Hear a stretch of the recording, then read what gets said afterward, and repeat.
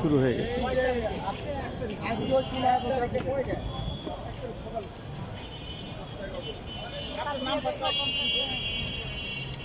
আপনি একজন ইঞ্জিনিয়ার মানুষ, একটি জব করেন, তারপরেও আপনি স্বাধীনতা সংগ্রাম নামে একটা সংগঠন করেছেন, এটা রাজনৈতিক দল।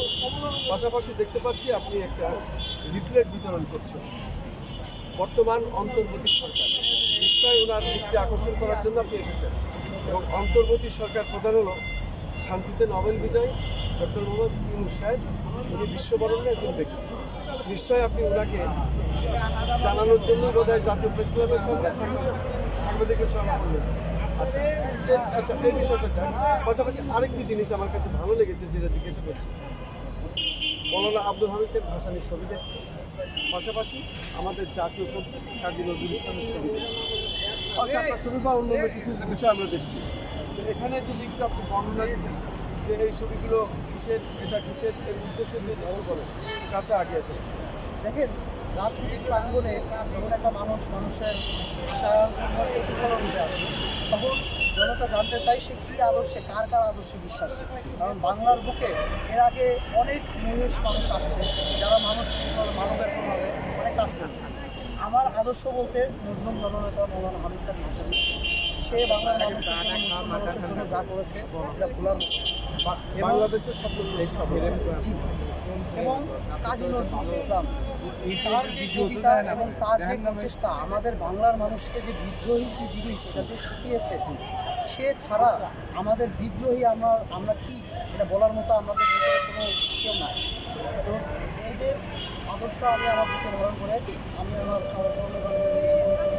পরিচালনা করি এবং হচ্ছে যে মানুষদেরকেও আহ্বান করি। এবং এখানে যে ছবিগুলো আছে সেটা হচ্ছে গিয়ে এই জামাত ইসলামের যে হচ্ছে নদীবোঠা একটা ছিল, ওই সময়কার হচ্ছে কিছু বিভৎস অবস্থা। আমরা যে একটা রাজনৈতিক সংগঠন, যেটা হচ্ছে গিয়ে অন্যান্য রাজনৈতিক সংগঠনকে ধিক্কার জানাচ্ছি তা না, আমরা খারাপ জিনিসটাকে ধিক্কার জানাচ্ছি, ভালো জিনিসগুলোকে তুলে ধরার চেষ্টা করছি। এখানে আমরা বাংলাদেশের ভয়াবহতাকে তুলে ধরার চেষ্টা করছি, যে একটা সংগঠন তারা কিভাবে লাশের উপর দাঁড়ায় নাচানাচি করতে পারে, এটা খুবই ভয়াবহ একটা পরিস্থিতি। এবং এখানে আমার তোলা একটা ছবি আছে, যেখানে হচ্ছে দুটা পুলিশ সদস্য এবং দুটা টোকাই এবং তাদের গার্জিয়ান একটা মুরব্বী দাঁড়িয়ে আছে।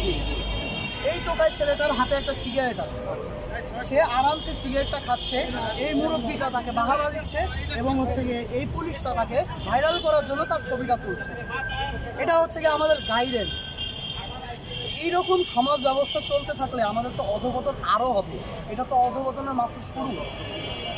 আবার আমি এটা বলছি, আমাদের সংগঠনটা নিয়ে আগাচ্ছি কিসের জন্য, যে আমার বিদেশের যেই উন্নত রাষ্ট্রগুলো আছে সেই দেশের সরকার তাদের নাগরিকদের যখন হচ্ছে গিয়ে সম্পূর্ণ সুযোগ সুবিধা দিতে পারতেছে, তাদের চিকিৎসা সেবা দিতে পারতেছে, তাদের স্টুডেন্ট লোন দিয়ে হোক, তাদের হচ্ছে গিয়ে শিক্ষা ব্যবস্থা নিশ্চিত করতে পারতেছে, শিক্ষার অধিকার নিশ্চিত করতে পারতেছে, তাহলে হচ্ছে গিয়ে আমরা পারবো না কেন? আমাদের দেশে তো বেকারের অভাব নাই। আমাদের রাষ্ট্রীয় পর্যায় থেকে যদি হচ্ছে কি উদ্যোক্তাদের সুযোগ না দেওয়া হয় যে হচ্ছে আপনারা কারখানা বানান, তাহলে তো হচ্ছে কি আমরা উদ্যোক্তারা একারা পারবো না। কিন্তু আমরা যদি এক হয়ে যাই তাহলে অবশ্যই বেকারত্ব আমরা মুক্ত করতে পারবো। কারণ আমাদের দেশে যে প্রোডাক্টগুলো আমরা ব্যবহার করি সেগুলো কিন্তু সবই বিদেশি, অধিকাংশই বিদেশি। এবং সেই প্রোডাক্টগুলোর কারখানা যদি সেই কোম্পানিগুলো আমাদের বাংলাদেশে স্থাপন করে, বাংলাদেশে কর্মচারী নিয়োগ করে তাদেরকে হচ্ছে সেই কোম্পানিগুলো পরিচালনা করতো, তাহলে আমাদের বেকারত্বের এত সমস্যা হতো না। আর ভাই, মানুষ যদি বেকার থাকে, মানুষের তো ক্ষুধা আছে, নৈতিকতা তো সবসময় খাটে না ভাই। পেটে যখন ক্ষুধা থাকে মানুষের তো নৈতিকতা খাটে না। আপনার তো বুঝতে হবে, পেটে যখন ক্ষুধা থাকে তখন মানুষের মস্তিষ্ক অন্যভাবে কাজ করে, তখন এই লোকগুলো, অতি দরিদ্র লোকগুলো বিভিন্ন ধরনের অনৈতিক কাজের সাথে জড়িত হয়ে যায়। তাহলে বলেন ভাই, আমার যতই সুখে থাকি না কেন, আমার যতই টাকা থাকে না কেন, আমি একটা ইঞ্জিনিয়ার, হয়তো আমি হচ্ছে গিয়ে আমার নিজেরটা খেয়ে আমি নিজে একা একা অনেক সুখে থাকতে পারবো, কিন্তু আমার কি কোনো গ্যারান্টি আছে ভাই আমি রাস্তায় বের হবো, কোনো একটা ভাই আমাকে ভুল বুঝে নেশায় আসক্ত হয়ে আমাকে একটা ক্ষতি করে দিবে না? আমি তো তারটাও চিন্তা করতেছি, আমারটাও চিন্তা করতেছি। শেষ করে শুধু দর্শক, একজন ইঞ্জিনিয়ার মানুষ, তার মেধা আছে এবং সে একজন দেশ প্রেমিক, এটাই তার প্রমাণ। তার কথার মাধ্যমে আমরা এটা বুঝলাম আর কি।